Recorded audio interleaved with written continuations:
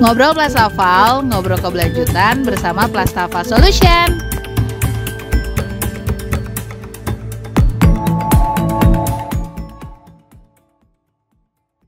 Sebenarnya kan kalau misalkan ngobrol masalah 2005 yang silam itu memang terlalu baper ya.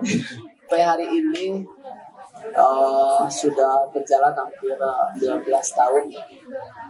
Tapi itu sampai hari ini akan keinget terus kejadian itu yang luar biasa lah menurut Akang, kejadian yang sangat-sangat mengerikan menurut Akang waktu zaman itu. Jadi kebetulan kejadian itu tanggal 21 Februari, kejadiannya subuh. Jadi dari hari Minggu itu di sana itu hujannya lebat, lumayan lebat karena memang tempat TPA Lewi Gajah ini sudah kurang lebih beroperasi dari tahun 1980-an. Menurut para sepuh itu 1980-an itu udah mulai ada gitu. Tapi dulu katanya bukan untuk dijadikan TPA, tapi untuk composting. Jadi dulu itu tidak ada regulasi untuk TPA gitu, tempat pembuangan sampah akhir. Ternyata kesini pemerintah sudah mulai enak mungkin ya. Jadi buang sampah seenaknya, dan padahal itu menurut para sepuh di kami itu ada tata wilayah. Tata wilayah itu bahwa di mana sih tidak boleh orang itu sembarangan masuk ke sana, karena itu adalah wilayah yang disucikan, wilayah yang tidak boleh ada campur tangan manusia. Itu namanya lahan kebuyutan. Jadi tempat keluarnya mata air itu tidak boleh sama sekali diganggu. Nah, oleh pemerintah dulu ada kebijakan memang dijadikan tempat pembuangan sampah. Walaupun selalu kami ingatkan kepada pemerintah dari zaman dulu, itu para sepuh juga bilang bahwa mungkin bisa aja memalahkan, bisa nantinya akan ada bencana gitu. Jadi ditakutkan memang selalu ada bencana. Walaupun kami selalu menolak terus-terusan, kami selalu gaungkan bahwa jangan, harus diberhentikan gitu, karena dampak TPA ini sangat merugikan gitu bagi wilayah kami gitu. Tapi ternyata pemerintah tidak menggubris itu, dan kejadian sampai 2005 itu kejadian. Dan kebetulan bapak itu kerabat dari kebetulan nama kampungnya itu Cilimus. Jadi bapak itu kurang lebih sampai puluhan kerabat bapak di sana dan meninggal. Itu, iya, kejadiannya itu subuh. Kebetulan dulu bapak pintu itu ketuk pintu di kamar, tri katanya, itu Cilimus longsor. Terus kaget dan lari, keinget itu dulu paman, karena dulu pas sore-sorenya itu mungkin 2 hari 3 hari itu masih ketemu sama paman. Ingat tuh paman, Pak gimana paman? Terus naik motor ke sana, itu jalan akses untuk ke Cilimus itu udah ketutup sampah, dan udah terisolir aja pokoknya. Kampung Cilimus itu sudah terisolir, tidak bisa akses masuk dari wilayah kami, dari Kampung Cirenje. Terus kita naik, kita nunggu sampai pagi. Kebetulan sama kakak nunggunya sampai pagi, itu jam 7 baru kita lewat sana yuk gitu.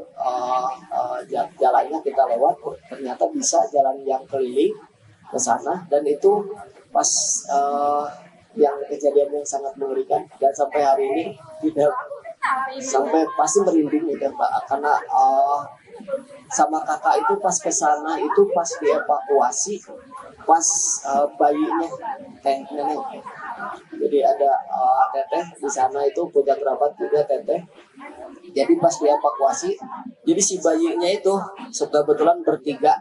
Yang bertiga ini ada teh neneng, suaminya, terus di tengah-tengahnya bayinya. Itu kejadiannya itu si sampahnya itu masuk ke dalam, itu mendorong sampai ke atap. Iya, naik dorong ke atap sampai ke atap. Jadi meninggalnya itu karena jempitan atap rumah. Dan sampah dari bawah itu menjepit ke atas. Terus dievakuasinya itu dari atas diangkat si gentingnya itu dibuka pas ketemu itu pas bayi yang pertama, dan akang pas kejadian itu pas akang yang lihat, terus sama kakak pulang yuk, karena memang waktu itu nggak kuat, saking nggak kuatnya pulang yuk ayo kata juga pulang. Kita pulang karena nggak kuat lihat evakuasi yang pertama. Kejadian itu pas ketemunya bayi sama kerabat dari kakak juga. Ya udahlah, kita pulang dan kita melihat evakuasi itu hanya dari kejauhan, terus dengar Koman yang ketemu, terus siapa lagi itu sampai nunggu sampai 1 bulan kurang lebih, dan dari 147 orang yang meninggal itu 18 orang yang tidak ketemu. Dan tim semuanya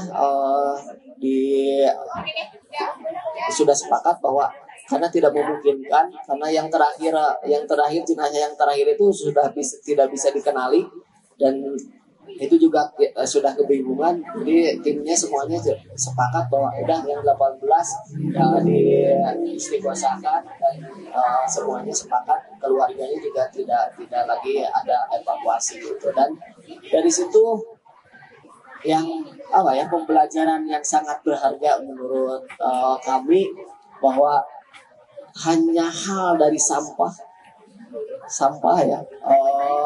Dulu itu Cimahi Cinende ini, TPL Gajah ini dijadikan tempat pembuangan sampah akhir se-Bandung Raya. Jadi ada Kabupaten Bandung, ada Kota Bandung, Kotim Cimahi dulu itu, terus sekarang masih belum ada. Kalau sekarang itu ada Bandung Barat gitu. Jadi semuanya ke sana. Dan menurut para ahli yang turun itu yang longsor itu kurang lebih 53 juta kubik katanya. Dan itu menjadi bencana terbesar kedua di dunia setelah Filipina, dan terbesar pertama di Indonesia gitu. Dan itu dijadikan Hari Peduli Sampah Nasional di tanggal 21 Februari, diperingati oleh Hari Peduli Sampah Nasional. Dan dari sana keluar Undang-Undang Persampahan. Jadi 3 tahun 2008 itu keluar Undang-Undang Persampahan. Jadi ternyata sampah itu tidak bisa dianggap sepele ya gitu. Itulah pembelajaran yang berharga gitu buat kami gitu.